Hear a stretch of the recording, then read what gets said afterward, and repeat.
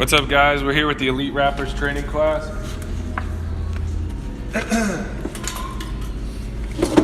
All right, we're about to use some KPMF, one of my favorite colors. I actually threw this on one of my personal cars. Really love this color. It's so beautiful, it's so glossy. But the hard part about it, it's KPMF. It's a little bit thicker, it's a little more rigid. It does crack a little bit easier because it needs more heat. It also needs a temperature in the shop to be a little bit warmer. So when you're working with this, specifically on the handles, on a normal basis, what is it that you're taught? What is it that you guys have seen on videos? Anybody? A cold stretch, right? So on a normal basis, you would do a cold stretch.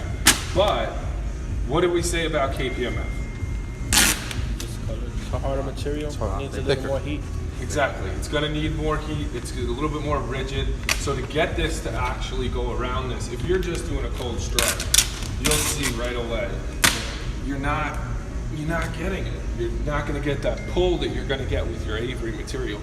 So you have to actually pick up the material and work it so that it actually works around this handle. I'm gonna go right to the edge of that handle and actually get heat from that spot.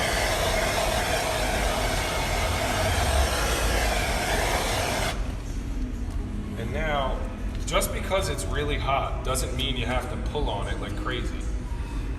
You can literally just give it enough pressure to where the film itself wants to use its memory to wrap around. And you can actually see the film going the way it wants to go, and that's that memory of the actual material. So like right here, if I'm gonna add heat to this, because I already added heat, what do you think is gonna happen? It's gonna remember. But what is it gonna do? Shrink. It's gonna shrink back. So all these like little wrinkles and stuff that you would have, technically, right now, you're gonna give it a little bit of heat. It's gonna wanna shrink around. We're gonna use our little squeegee. And we're actually gonna push this right into that edge. Now this handle happens to have a little bit of a ledge, so this is a way more aggressive handle than your average handle. But still with this technique, you can see once you add that little bit of heat, it lays itself right into that edge and it's never gonna move. But when is it never gonna move? Post heat. Exactly, post heat. At the end of everything, what do you have to tell yourself? Post heat. What do you post heat with? Torch. The heat gun. Heat gun. I had to give you that face. You never want to use a torch to post heat. The main reason being is because it's not as much of a controlled heat, and it's also a very extreme heat. So you can't personally control the exact temperature that's actually going to be going onto the gun. Whereas your heat gun, you can actually set the temperature and use your temperature gun to make sure that it goes to that right temperature. So we're going to pull it all the way around. Now, if you wanted to actually cut this, how are you going to actually cut this? Anyone? Teardrops. Well, the teardrops, that pretty much is when you're actually trying to go around the entire handle with a giant piece. Remember that? That's pretty much just to relieve your tension and push it all in.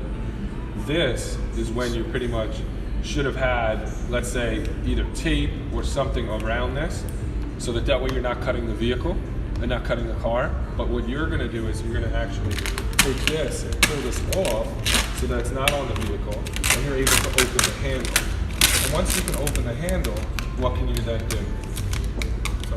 Tuck it under. And you're going to tuck it under where? You're going to tuck it under those edges where technically all of this would want to lift from.